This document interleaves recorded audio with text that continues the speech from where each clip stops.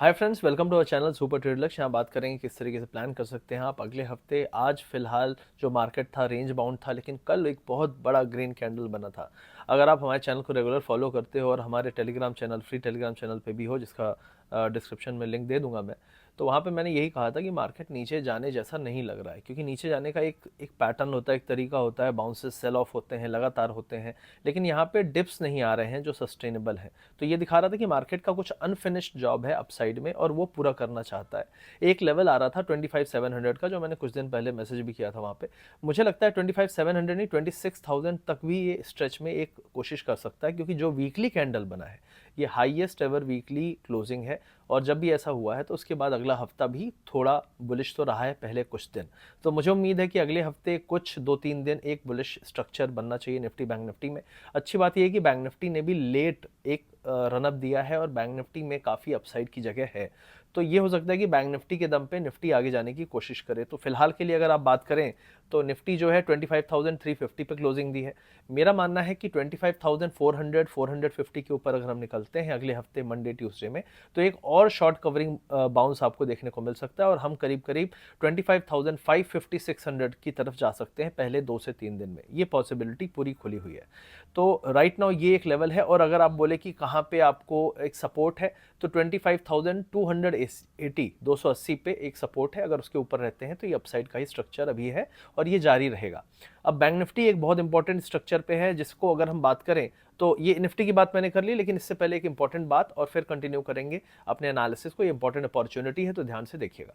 तो फ्रेंड्स, इससे पहले कि हम इस वीडियो में आगे बढ़े, यहाँ बात करना चाहता हूँ किस तरीके से आप यहाँ पे अल्फा जनरेट कर सकते हैं अपने पैसों पे। तो यहाँ पे एक बेहतरीन अपॉर्चुनिटी है जो कि बजाज एलियांज, जो कि इंडिया की लीडिंग प्राइवेट लाइफ इंश्योरर है, वो लेकर आए हैं एक एनएफओ के थ्रू। और ये एनएफओ सिर्फ 2 दिन में बंद होने वाला है। तो आपके पास अपॉर्चुनिटी के लिए सिर्फ 2 दिन है। तो 15 सितंबर इसकी लास्ट डेट है। स्टार्टिंग एनएवी 10 रुपये का होने वाला है और ये आपको लॉन्ग टर्म कैपिटल जनरेशन में आपके पैसों में अल्फा जनरेट करके दे सकता है। ये जो अपॉर्चुनिटी है ये पैसा लगाएगी टॉप 30 स्टॉक्स में, जो कि चुने जाएंगे निफ्टी के टॉप 200 स्टॉक्स में। पहले जो 100 स्टॉक्स हैं उनको हम लार्ज कैप कहते हैं, दूसरे 100 को हम मिड कैप कहते हैं। तो जो ये दोनों का कॉम्बिनेशन है, इसमें आपको एक सेक्टोरियल बहुत अच्छा डाइवर्सिफिकेशन मिलेगा आपके पैसे पे। यहाँ पे बेस्ट 30 स्टॉक्स में आपका पैसा लगेगा। जो 30 में से अच्छा परफॉर्म नहीं करेगा वो बाहर जाएगा, जो अच्छा परफॉर्म करेगा वो इसके अंदर आएगा। और ये सारा काम एआई के थ्रू होगा, ऑटोमेटिक तरीके से होगा, तो इसमें किसी पर्सन का बयास नहीं रहेगा। बजाज एलियांज बहुत ही ट्रस्टेड कंपनी है। बजाज फिनसर्व और एलियांज ये रेप्यूटेड कंपनीज हैं, इनका जॉइंट वेंचर है और इनका सॉल्वेंसी रेशियो बहुत अच्छा है। और इनका जो asset under management 1 lakh crore से ज़्यादा है, जो कि दिखाता है कस्टमर का इनके प्रति ट्रस्ट। तो यहाँ पे जैसे मैंने अल्फा की बात की, अल्फा बेसिकली वो होता है, सपोज आपके इंडेक्स ने, निफ्टी ने दिया 20% का रिटर्न, आपके स्टॉक ने दिया 30% का रिटर्न, तो जो एक्स्ट्रा 10% का रिटर्न है वो अल्फा होता है। और हर पैसे पे अगर आप अल्फा जनरेट कर सकते हो जो आपके पास है, तो आप डेफिनेटली इंडेक्स और सारी चीज़ों को बीट कर सकते हो, अपने पड़ोसियों के रिटर्न्स को भी बीट कर सकते हो। तो ये सारी चीज़ें आपको मिलती हैं। ये एनएफओ बहुत ही बेहतरीन कॉम्बिनेशन है उन लोगों के लिए जो लॉन्ग टर्म कैपिटल एप्रिसिएशन चाहते हैं अपने पैसों पे। तो निफ्टी 200 अल्फा 30 इंडेक्स फंड, जो कि ये एनएफओ जिसके बारे में है, उसने पिछले 10 सालों में 25.9% के एनुअल रिटर्न्स दिए और 34.2% के एनुअल रिटर्न्स दिए लास्ट 5 ईयर्स में। तो ये दिखाता है कि अगर आप इसी तरीके के मार्केट के मूवमेंट्स एक्सपेक्ट करते हो तो आपके पैसे भी इसी तरीके से बढ़ते रहेंगे। यहाँ पे अगर किसी ने 10 साल पहले 1 लाख रुपए लगाए होते तो आज 9.3 लाख रुपीज होते। मतलब 9.3 टाइम्स के रिटर्न्स इस इंडेक्स ने पिछले 10 सालों में दिए हैं। तो ये दिखाता है कि अच्छा पोटेंशियल है यहाँ पे अल्फा जनरेट करने का। यहाँ पे रिटर्न्स तो हैं ही, लेकिन यहाँ पे बेहतरीन कॉम्बिनेशन आपको मिलता है यहाँ सेफ्टी का भी। यहाँ पे आपको मिलता है life cover of 120 times of monthly premium paid. साथ ही साथ आपको मिलता है tax exemption under section 80C और सेक्शन 1010D।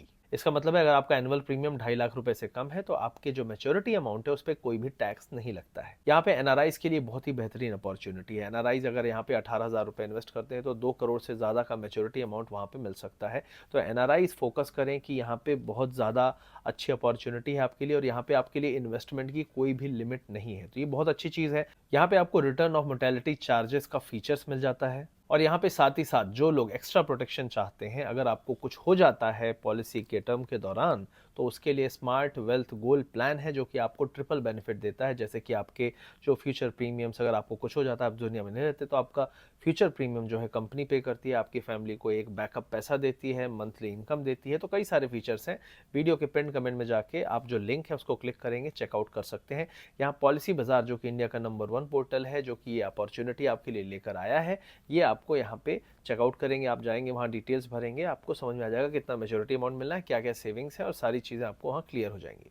सिर्फ 2 दिन बाकी हैं। 1700 रुपीज़ से आप इन्वेस्टमेंट शुरू कर सकते हो। 15 सितंबर इसकी लास्ट डेट है। तो अभी जाइए, वीडियो के पिन कमेंट और डिस्क्रिप्शन को चेक करिए। आइए चलते हैं, बात करते हैं अपने वीडियो में एनालिसिस के बारे में और कुछ ट्रेडिंग के बारे में। तो निफ्टी में ये तो मैंने एक वीकली स्ट्रक्चर की बात की थी। अगर हम डेली की भी बात करें तो डेली में भी एक अच्छा स्ट्रक्चर बना है। हमने जो क्लोजिंग दी है वो प्रीवियस जो भी क्लोजिंग आज तक की रही है उससे ऊपर है। डेली में भी जो क्लोजिंग है, वीकली में भी जो क्लोजिंग है, और जो रिसेंट का एक हाई बना था ऑलमोस्ट 25,100 के आसपास, हम उसके ऊपर क्लोजिंग दे रहे हैं। That is also a positive sign. तो काफ़ी सारे पॉजिटिव साइंस है, नेगेटिव साइंस यहाँ पे बिल्कुल भी नहीं है राइट नाउ।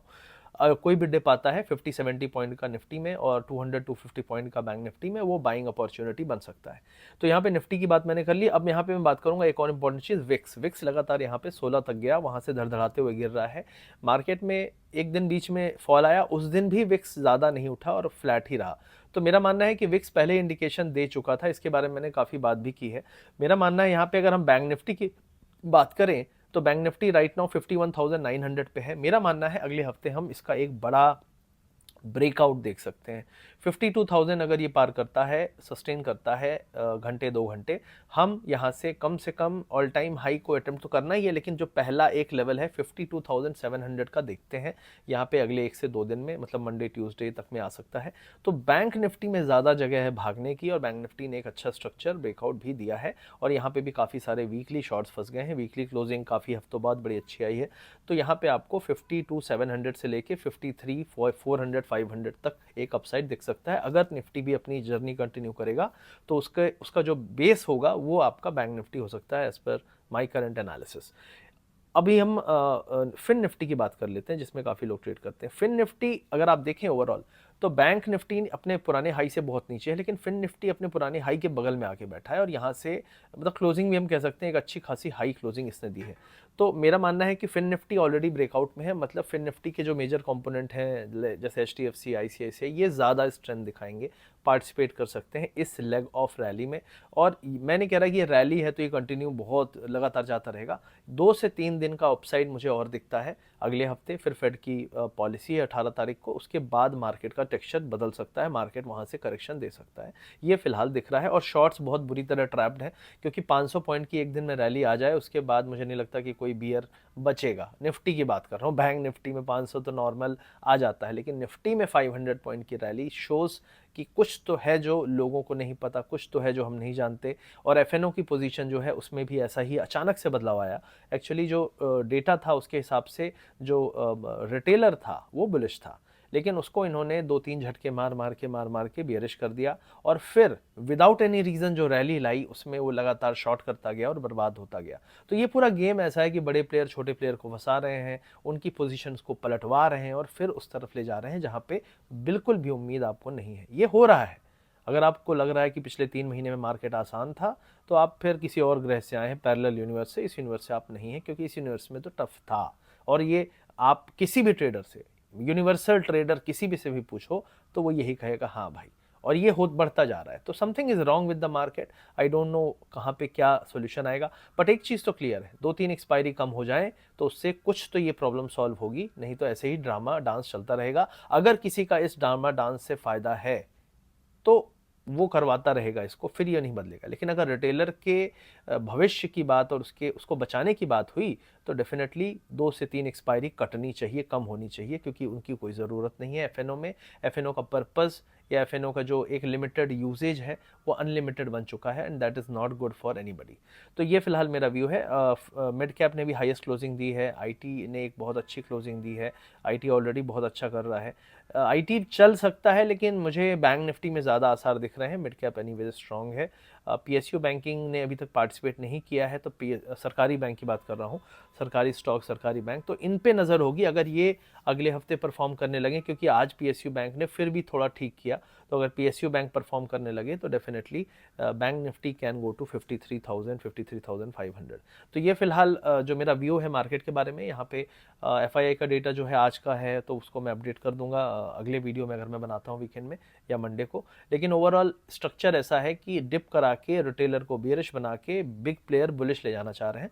मतलब ये बुलिशनेस हो सकता है अगले कुछ दिन और चले, और उसके बाद जब ये फेड की पॉलिसी आए उसके बाद ग्लोबल अगर मार्केट कांपता है, परेशान होता है, तब हम हो सकता है गिरे। तो ये फिलहाल मेरा व्यू है। वीडियो अच्छा लगे तो लाइक करिए, शेयर करिए, सब्सक्राइब करिए, पिन कमेंट चेक कर लीजिएगा अपॉर्चुनिटीज़ के लिए, और मिलते हैं बहुत जल्दी अगले वीडियो में। Thank you very much, see you soon. अभी मैं दिल्ली में हूँ इसलिए थोड़ा बिजी हूँ, वीडियोस ज़्यादा फ्रीक्वेंट आएंगे 22 तारीख के बाद।